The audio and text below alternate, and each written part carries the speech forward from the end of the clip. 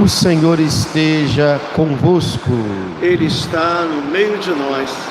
Proclamação do Evangelho de nosso Senhor Jesus Cristo, segundo São Lucas. Glória a vós, Senhor. Naquele tempo, Maria disse: a minha alma engrandece o Senhor, e o meu espírito se alegra em Deus, meu Salvador, porque Ele olhou para a humildade de sua serva. Doravante todas as gerações me chamarão bem-aventurada, porque o Todo-Poderoso fez grandes coisas em meu favor. O seu nome é santo, e a sua misericórdia se estende de geração em geração a todos os que o temem. Ele mostrou a força de seu braço, dispersou os soberbos de coração, derrubou do trono os poderosos e elevou os humildes, encheu de bens os famintos e despediu os ricos de mãos vazias. Socorreu Israel, seu servo, lembrando-se de sua misericórdia, conforme prometera aos nossos pais, em favor de Abraão e de sua descendência para sempre. Maria ficou 3 meses com Isabel, depois voltou para casa. Palavra da salvação. Glória a vós, Senhor.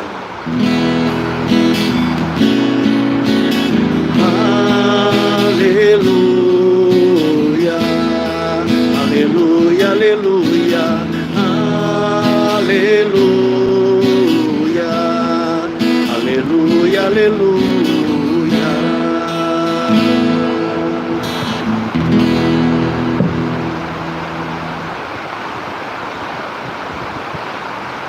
Devemos fazer um esforço para escutar a palavra de Deus, mesmo diante do barulho da chuva. Mas para quem nos acompanha pelas nossas redes sociais, o som sai de uma forma mais limpa. Caríssimos irmãos, nós estamos nestes dias em que podemos chamar de a pequena Semana Santa que nos prepara para o Natal. São dias santos, são dias que querem nos preparar de uma forma mais intensa para celebrarmos o grande mistério da nossa fé, a encarnação do Filho de Deus em nossa história. Hoje é o antepenúltimo dia do tempo do Advento.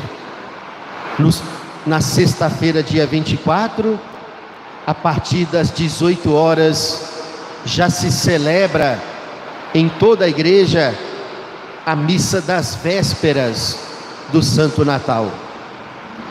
E as leituras de hoje mostram 2 mulheres que reconhecem as maravilhas de Deus em suas vidas, reconhecem a salvação de Deus acontecendo na vida delas, e assim elas louvam e bendizem a Deus, entoam a Deus um verdadeiro hino de ação de graças, reconhecendo a bondade de Deus em suas vidas.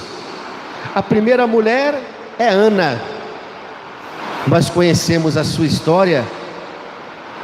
Ela era estéril, não podia ter filhos, e depois vai ser agraciada pelo nascimento de Samuel, que depois vai ser o grande profeta Samuel. Mas tem algo aqui na primeira leitura que é um grande ensinamento para nós. Se diz, quando Ana começa a louvar a Deus, ela fala assim: ouve, meu Senhor, por tua vida eu sou a mulher que esteve por muito tempo aqui orando ao Senhor na tua presença. Olha só, Ana foi agraciada pelo nascimento de Samuel, mas isso não aconteceu de um dia para o outro. Ana perseverou na oração, talvez por anos. Ela fala: eu estive aqui por muito tempo na tua presença, no templo, aonde vivia o sacerdote Eli, que depois vai ser o grande mestre, que vai educar na fé o pequeno Samuel e prepará-lo para a sua missão de profeta. Às vezes, nós desanimamos muito rápido em nossas orações.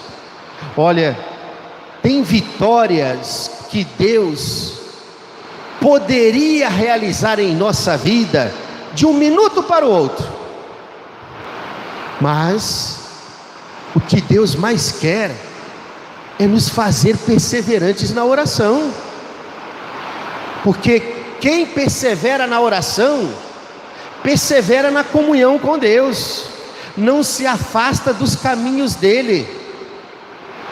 Se lembram daqueles 10 leprosos que foram curados? Talvez ficaram muito tempo pedindo a Deus a cura da sua lepra. Quando chegou Jesus, curou os 10. Quantos voltaram para seguir o Cristo e permanecer no caminho do Cristo? Apenas um. É assim que o ser humano faz: recebe as graças de Deus e depois se esquece de Deus, dá as costas para Deus. Quantas pessoas são assim? No meio das suas dificuldades, no meio das suas provações, rezam e fazem novenas, porque desejam alcançar alguma graça de Deus. São fervorosos na oração, todos os dias rezando, aí Deus lhes concede a graça que eles tanto queriam, e depois não rezam mais, não fazem nem o sinal da cruz quando acorda ou quando vai dormir, se esquece do autor de todas as graças. Por isso que Deus às vezes Ele demora em nos atender, não porque Ele demora, porque o tempo dele é diferente do nosso, o relógio dele é diferente do nosso relógio. E o que Deus mais quer, muitas vezes com as suas demoras, é fazer com que a fé cresça cada vez mais dentro de nós. Santo Agostinho uma vez disse que Deus não nos atende por um primeiro momento, porque Ele quer que os desejos cresçam dentro de nós, porque crescendo os desejos, cresce também a fé em nossos corações. Depois, Ana continua entoando a Deus o seu hino de louvor, porque ela reconhece que mesmo que Deus tenha demorado em atender as suas súplicas, mas Ele foi fiel, Ele foi bom, Ele foi misericordioso para com ela, porque é isso que Deus é. Deus é sempre fiel, Deus é sempre bom, e quem sabe louvar a Deus, sabe reconhecer as bênçãos de Deus em suas vidas. Por isso que o Evangelho de hoje nos mostra a segunda mulher que louva e bendiz a Deus. Dessa vez é Nossa Senhora. Depois que Maria recebe a anunciação do anjo, visita sua prima Isabel, contempla as maravilhas que Deus estava realizando através daquele menino que ainda era um embrião crescendo no seu ventre, mas já era o Salvador ali. fazendo de Nossa Senhora o seu primeiro tabernáculo, fazendo de Nossa Senhora o seu primeiro sacrário. Maria vive dessa certeza. Deus olhou para ela com amor. Deus encontrou graça em Maria. Deus voltou o seu olhar para Nossa Senhora. É a primeira experiência de fé que o ser humano tem que fazer na sua vida. O olhar de Deus sobre nós, enquanto vivemos neste mundo, não é um olhar de um juiz que está a cada momento anotando no seu caderno nossas boas obras e nossas más obras para nos castigar quando a gente merece. O juízo de Deus vai vir sim um dia sobre nós, quando a gente morrer e fomos para a presença dele. Aí ele vai lançar um olhar de juiz sobre nós. Ele vai nos julgar segundo as nossas obras. É mais do que justo isso, né? Ele vai nos julgar segundo as nossas ações, as obras que realizamos neste mundo, boas ou ruins. Mas enquanto vivemos neste mundo, Deus volta o seu olhar misericordioso para nós. Nós somos olhados por Deus, um olhar de um Deus que nos ama, de um Deus que quer fazer acontecer a sua salvação em nossa vida. Devemos viver neste mundo debaixo do olhar de Deus. Por isso que é muito bom que o católico exercite uma das orações mais poderosas que ele pode exercitar para se deixar olhar por Deus. Que oração é essa? A adoração ao Santíssimo. Seja o Santíssimo dentro do sacrário, seja o Santíssimo exposto pela igreja. O quanto é maravilhoso ficar na presença de Jesus por um momento, com uma igreja vazia mesmo, a gente poder ficar ali horas ou um certo tempo. Nem precisa dizer muitas coisas para Jesus, apenas deixe que o olhar dele te alcance.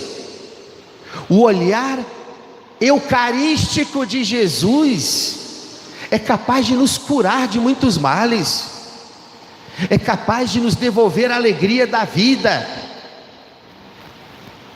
é capaz de nos fazer vencer todas as rejeições que nós passamos diante dos olhares dos homens deste mundo, porque nem sempre somos amados pelas pessoas, mas somos amados por este Deus que nunca desvia o olhar amoroso dele de nós.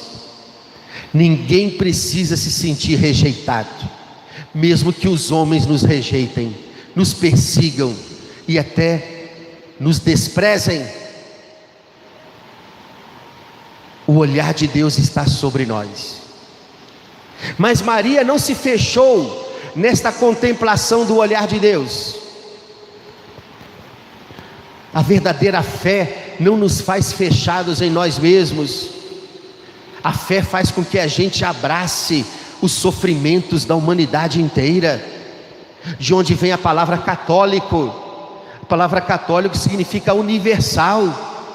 É a nossa oração que deve abarcar também os sofrimentos do mundo inteiro. Não ficarmos fechados somente em nós mesmos. Maria também contempla o olhar de Deus sobre a humanidade. Maria contempla um Deus que está agindo, está fazendo a sua salvação acontecer no meio do mundo. Maria percebe que Deus não é um Deus distante, não é um Deus parado de braços cruzados, como os iluministas ateus pós-Revolução Francesa diziam: vocês acreditam num Deus que é como um grande relojoeiro, que construiu um grande relógio, deixou no alto de uma torre e depois o abandonou à sorte do tempo. Este é o Deus de vocês. Não, nós não temos dúvida, Deus não nos entregou à sorte do tempo. Pelo contrário, Ele é o Senhor do tempo. Ele está presente a cada momento na história. Mesmo uma história marcada por tantas provações, Ele está sempre trabalhando para a salvação deste mundo. Por isso que o Magnífica é como um colírio para os nossos olhos. Não é à toa que a igreja exige, como uma santa obrigação, que todos os religiosos consagrados e todos os ministros ordenados, os sacerdotes, os diáconos, no final do dia, reze o Magnífica no hino das vésperas. Ou seja, o Magnífica deve fazer parte da nossa oração. Aprenda a rezar o Magnífica todos os dias, não importa a hora. Se for no final do dia, melhor ainda, porque se acredita que Nossa Senhora cantou este hino de louvor por volta de 6 horas da tarde, que é a grande hora mariana, né? 6 horas da tarde é a grande hora de Nossa Senhora. Lucas capítulo 1, versículos de 46 adiante, é o Magnífica, é um colírio de fé para nós, porque o Magnífica quer nos ensinar a termos um olhar de fé para o mundo, para que a gente não se deixe derrotar pelas coisas ruins que a gente vê a cada dia, seja acontecendo na nossa vida, seja acontecendo no meio da história. O Magnífico é um colírio para os nossos olhos, para que além das dificuldades que a gente contempla, a gente consiga enxergar sobretudo a ação de Deus, o olhar amoroso de Deus sobre a nossa vida, Deus trabalhando para a nossa salvação. Maria é a mulher que louva a Deus, porque é a mulher que aprendeu a colocar toda a sua confiança no Senhor. Que seja essa nossa atitude para a noite de Natal, hein? Aquela criança nascida em Belém é o motivo do nosso louvor. O cristão precisa viver do louvor, porque quem não vive do louvor vai viver murmurando as dificuldades, os sofrimentos, as provações da vida. E como diziam os santos, a murmuração é o louvor do demônio. Sim, quando você murmura, quando você fica reclamando da vida, quando você só fica olhando as coisas negativas da sua vida e também do mundo, você está entoando um verdadeiro hino de louvor para o demônio. O católico é realista, sim. Ele não fecha os olhos para os problemas, ele não fecha os olhos para os sofrimentos do mundo. Os nossos pés estão firmes neste chão, mas sobretudo o católico vive do louvor a Deus, porque os nossos olhos, os olhos da fé que devemos ter, nos faz olhar para além das aflições deste mundo. Quem vive do louvor está sempre agradecendo a Deus, está sempre reconhecendo a bondade de Deus em sua vida. E olha, como diz o grande dramaturgo Shakespeare, um coração agradecido é um coração que está sempre alegre. Louvado seja o nosso Senhor Jesus Cristo.